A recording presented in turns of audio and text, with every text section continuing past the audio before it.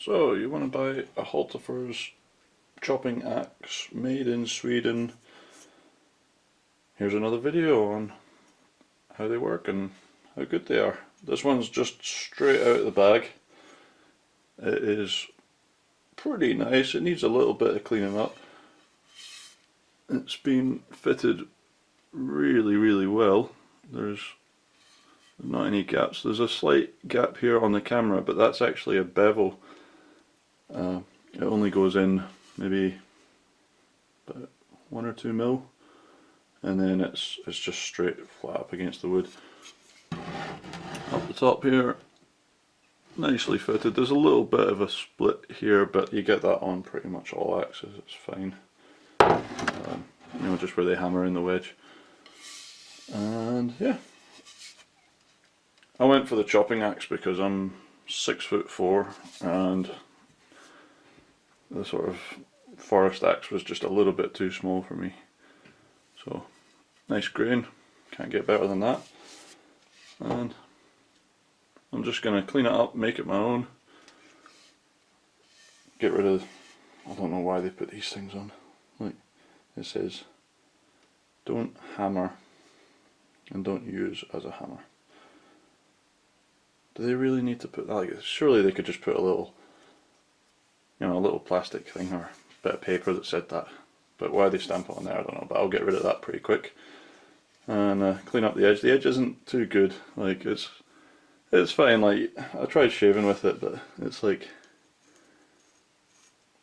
you know, you maybe lose 1 or 2 hairs, but not too many. So I'll get that nicely polished and properly sharp.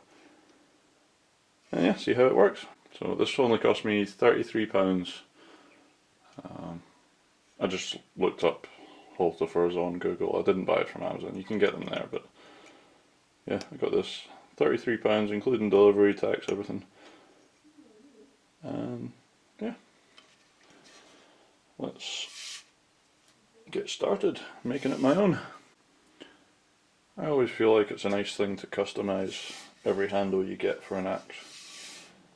This one's it's a lovely handle, you know, hickory handle, can't complain. Everything's actually pretty perfect with it, but because it's not mine, I'm going to change it. So there's a little bit of a sharp edge here, just where they've fitted it, and see for choking up here. Like, it's quite a big axe to be choking up anyway, but I'm probably going to do it at some point because, well, everybody does. So I'm just going to smooth that off, make that nice and rounded there. Like I say, get rid of that. Just neaten it up a little bit. See when they cut it and it's like a bevel. I just don't like that, so I like to round that off. Get some linseed oil in it. It did come just bare wood, which is nice. They didn't varnish it or anything like that, so thumbs up to them.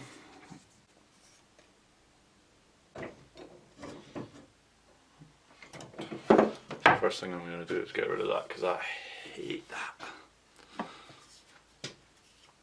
Just a wee bushcraft knife.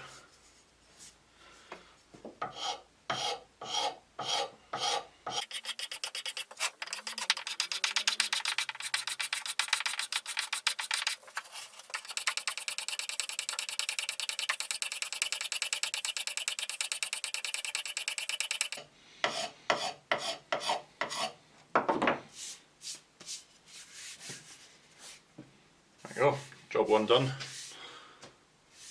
Now for this bit.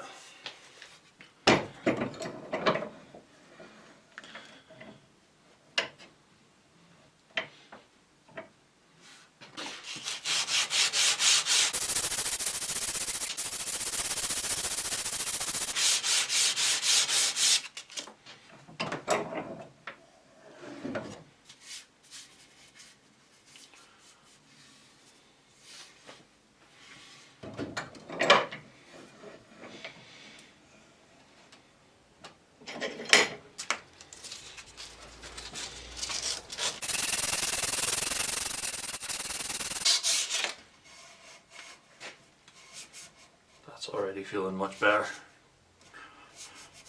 I was just cutting in a bit. I don't know why they do that.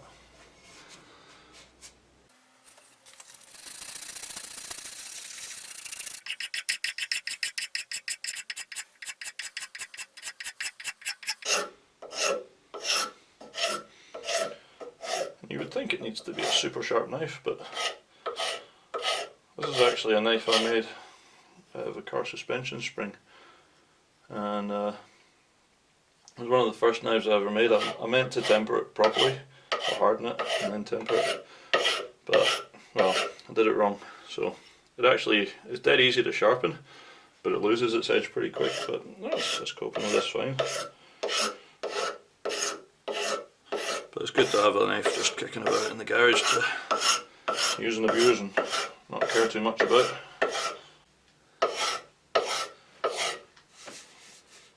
Yeah, that feels so much better.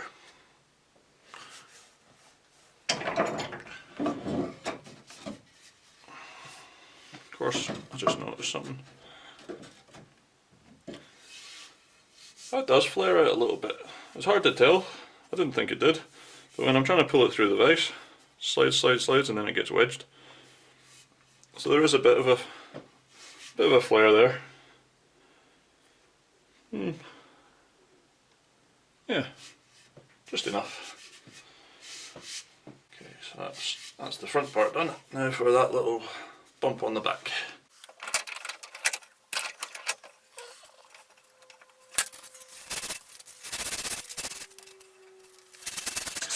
Of course, none of this is really necessary. So this means you end up with a slightly better outcome. Just saves those little blisters and things like that.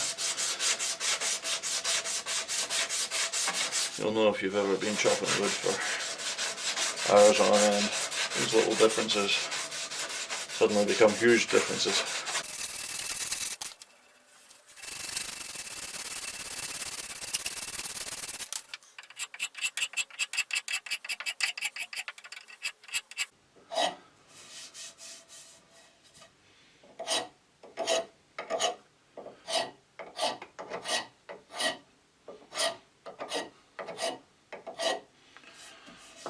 Isn't that quicker than going through all the different grits?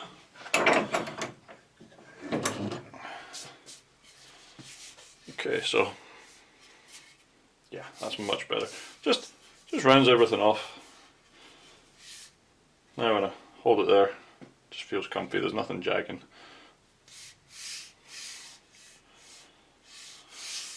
I don't think I'm going to change anything else, that all feels really nice. Just going to smooth off the base.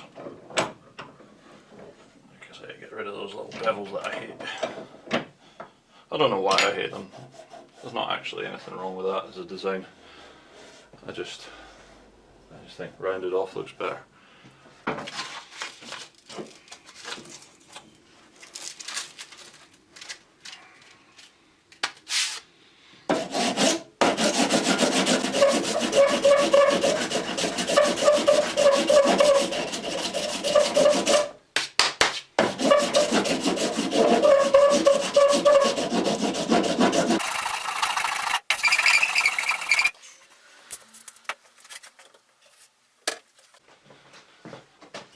Switching to 60 grit, the 170 was getting clogged up.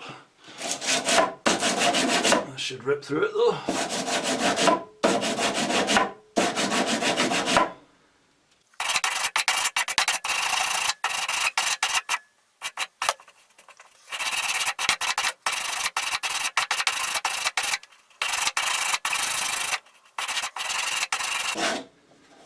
Okay. I think that's about perfect.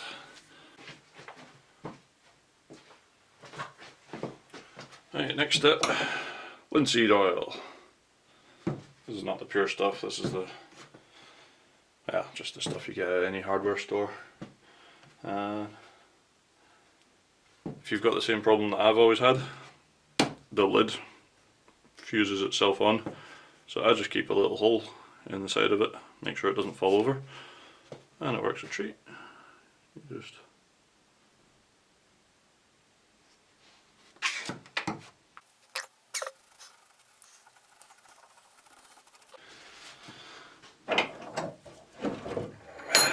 now for the exciting part.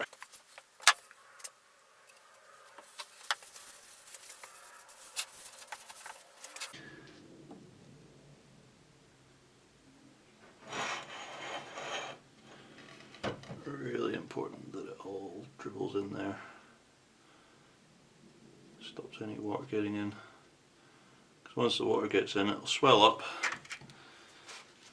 which will make it fit really good, and then when the water dries out, it'll shrink down, and then your head will start moving. You're supposed to put linseed oil on once a day for a week, then once a week for a month, and then once a month for a year. And I think then it's once a year. And that's to get your handle really saturated. That's, I think, what the old lumberjack guys used to do. Something you do got to be careful with linseed oil. I've never actually had it happen, but I have heard that it can spontaneously combust. So when you're done with your rag and your glove and all that, don't put them just in your bin with everything else. I always just take them out and put them in my fire pit. I don't know if it'll ever happen. Like I say, I've never had it actually start, but better to be safe than sorry. So now I'm going to try and get rid of Hultafors logo. It says Hultsbruk there, it's got the logo, made in Sweden, 850 grams already stamped into it. I don't know why they put this logo on here, but it's going to come off because, well, it just looks a bit kind of factory made.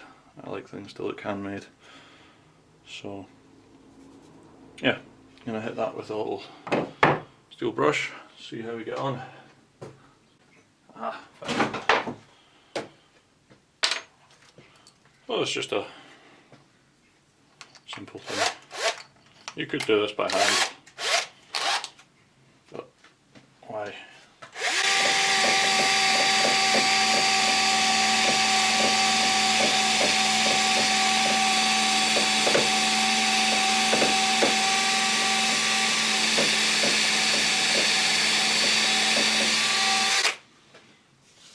Seems to be working pretty good. I knew that was going to happen.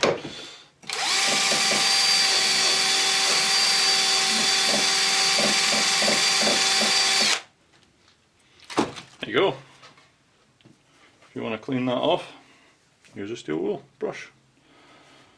Perfect. Now I just need to sharpen it.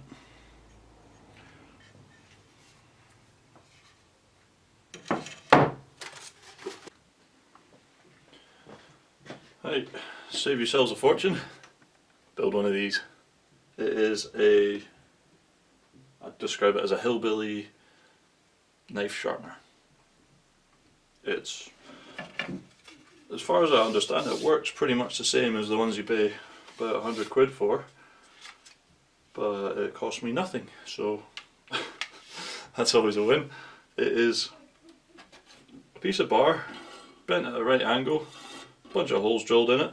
I might modify that to be like one hole on a slider with a little screw, just so that I can have any height, but for now it's just got a bunch of holes drilled in it.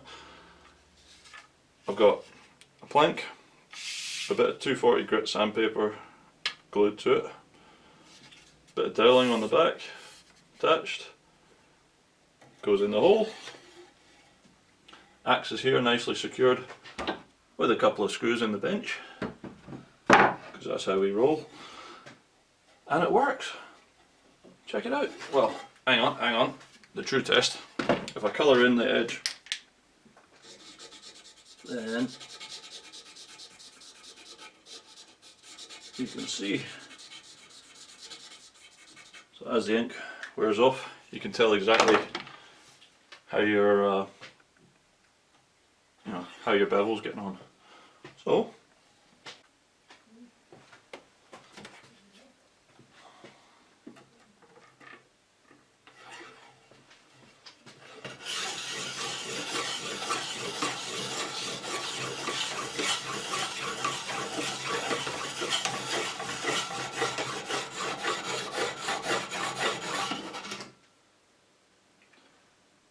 perfect.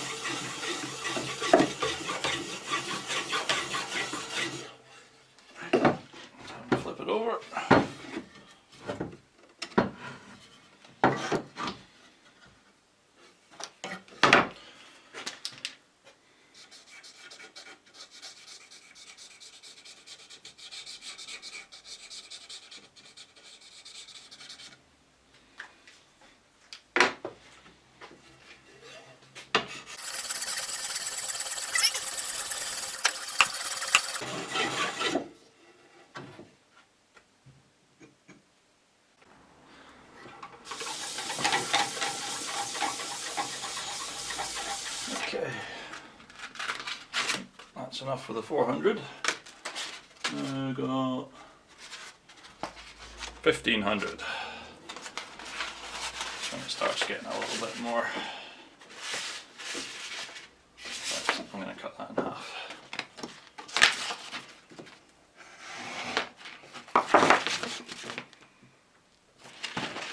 With a blunt knife.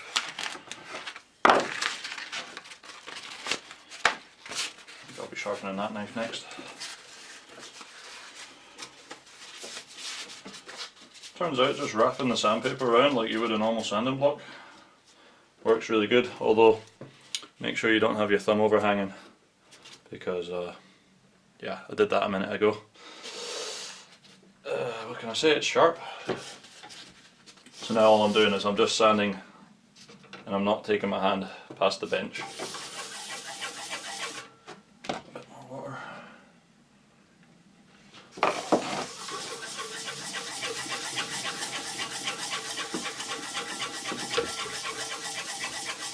It works amazing.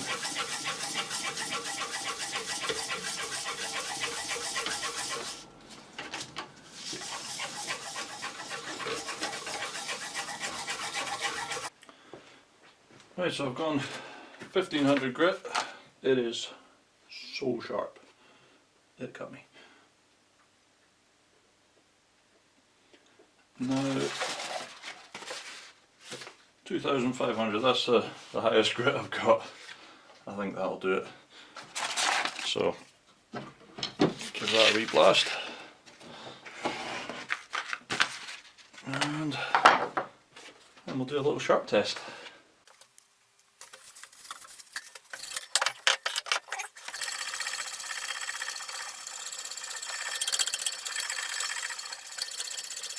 Look at that.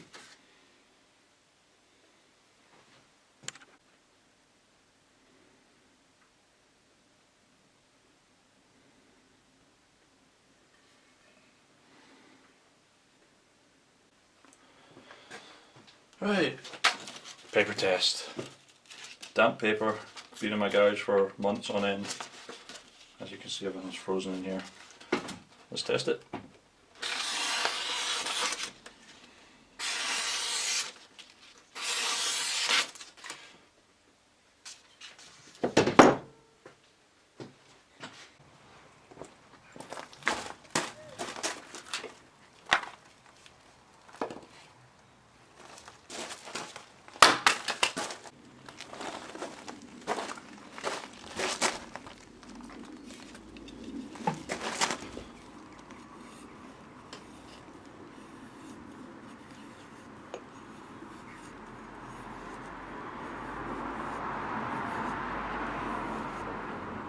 That is just beautiful.